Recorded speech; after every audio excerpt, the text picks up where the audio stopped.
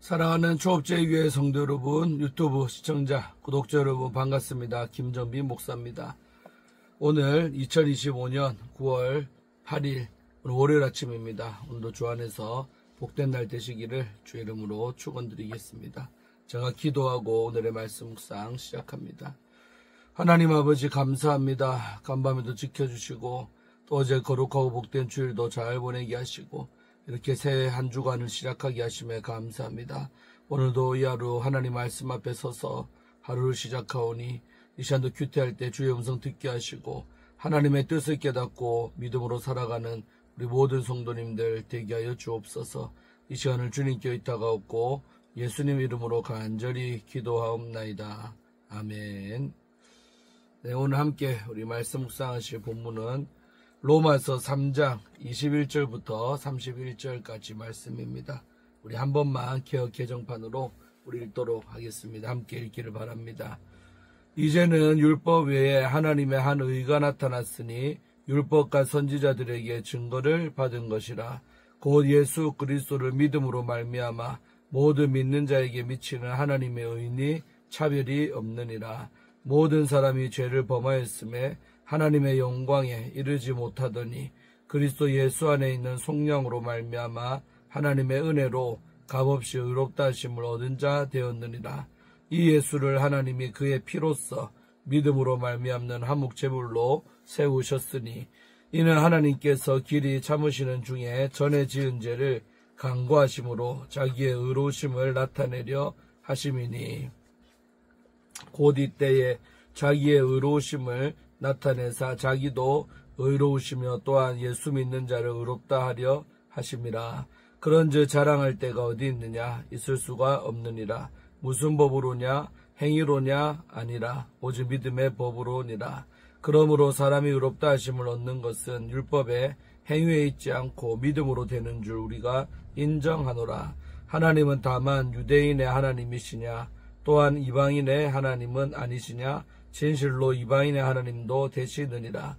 할례자도 믿음으로 말미암아 또한 무할례자도 믿음으로 말미암아 의롭다 하실 하나님은 한 분이시니라. 그런즉 우리가 믿음으로 말미암아 율법을 파기하느냐? 그럴 수 없느니라. 도리어 율법을 굳게 세우느니라. 아멘. 오늘도 먼저 우리 본문 말씀 주의하도록 하겠습니다.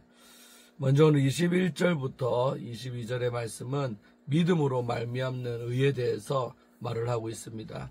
바울은 로마서 1장 17절에서 복음을 설명하면서 복음에는 하나님의 의가 나타난다라고 이야기를 했습니다. 복음을 인간의 구원 관점에서만 조명하지 않고 하나님의 의의 관점에서 설명합니다. 그리고 오늘 본문에서 서론의 소결론을 제시하면서 다시 한번 하나님의 의를 설명하고 있습니다. 그것은 율법이 아닌 복음에 드러나는 하나님의 의입니다.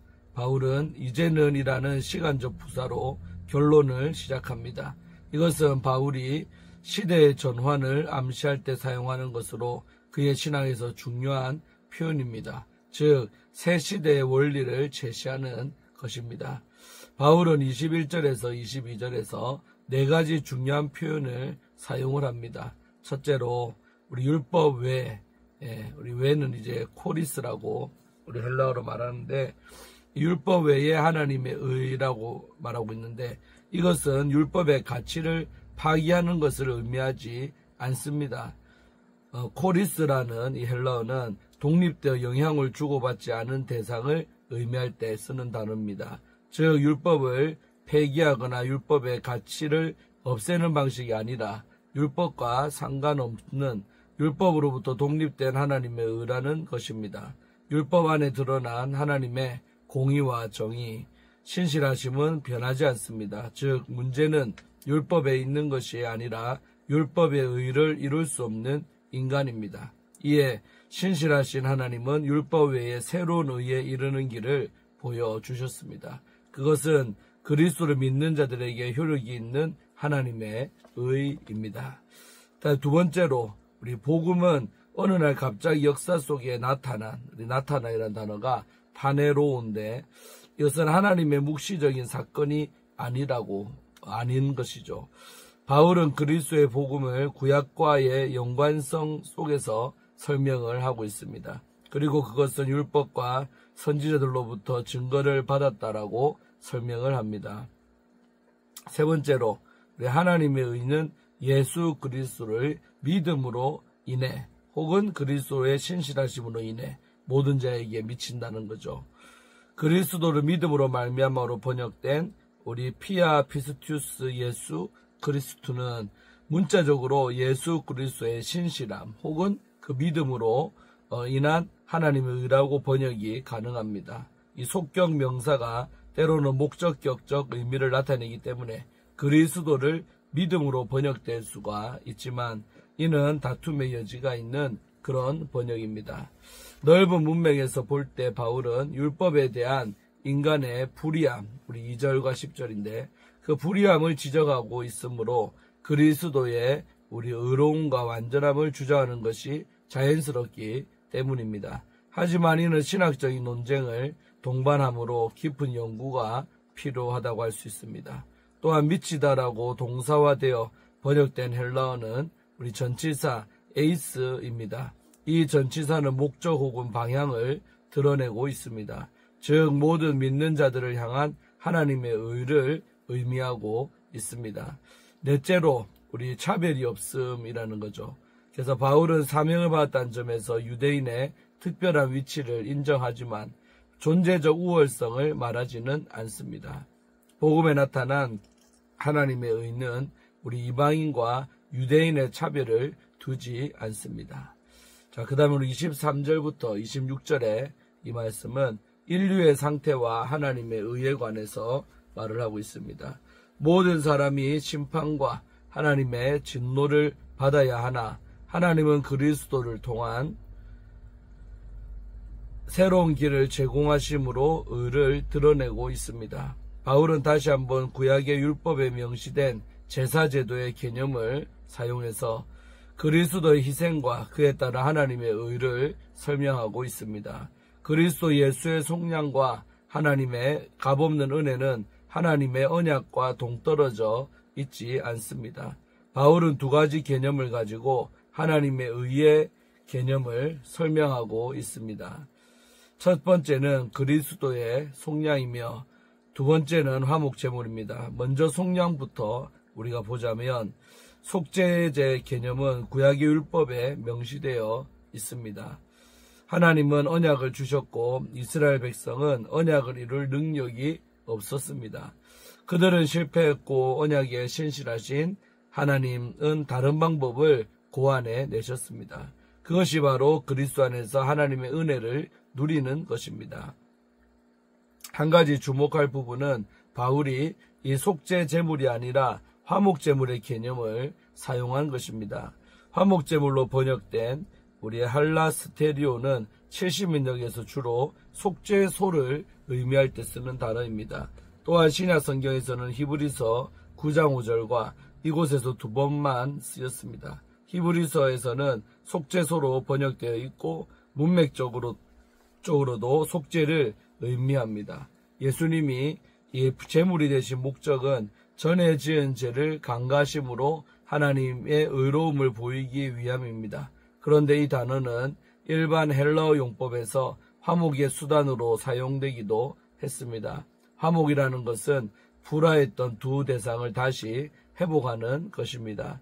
또한 속죄소에도 화목의 의미가 내포되어 있습니다. 대제사장은 1년에 한 번 대속죄일에 백성의 죄를 사하기 위해 속죄소 위에 제물의 피를 뿌렸습니다. 그리고 그것은 하나님과 백성 사이에 불화가 없고 화목이 이루어짐을 상징적으로 보여주었던 것이죠. 자, 그 다음에 27절부터 30절의 말씀, 유대인과 이방인 모두의 하나님에 대해서 오늘 보기를 원합니다. 바울은 자신의 주장을 두 번의 질문과 또 답을 통해서 보충하고 있습니다. 바울은 율법과 민족적 정통성을 자랑으로 삼는 자들에게 아무것도 자랑할 것이 없다고 말하고 있습니다. 사람의 의로움은 믿음으로만 가능하기 때문입니다. 또 하나님은 유대인만이 아니라 이방인의 하나님도 되신다라고 설명을 합니다. 이 역시 유대인들에게는 매우 놀라운 그런 진술입니다. 하지만 이스라엘 민족의 아버지인 아브라함 역시 하나님의 부르심으로 이방 지역에서 넘어온 것을 기억을 한다면 하나님은 이방인을 당신의 백성으로 부르신다는 이 바울의 진술이 거짓은 아닙니다. 또한 우리 아브라함이 할례를 받기 전에 그의 믿음을 의로 여기셨기 때문에 무할례자도 믿음으로 의롭게 여기신다는 것도 사실입니다. 마지막으로 31절 한 절은 율법을 굳게 세우는 믿음에 대해서 말하고 있죠. 율법은 믿음 때문에 파기되지 않습니다. 바울이 비판하는 것은 율법이 아니라 율법을 자랑하면서 율법을 범하는 자들을 말하고 있습니다. 바울은 오히려 믿음이 율법을 굳게 세운다라고 설명을 합니다. 굳게 세운다는 것은 어떤 의미입니까? 예수님을 믿는다는 것은 곧 하나님과 새로운 관계를 맺는 것이기에 화목하고 의로운 상태를 할 수 있죠.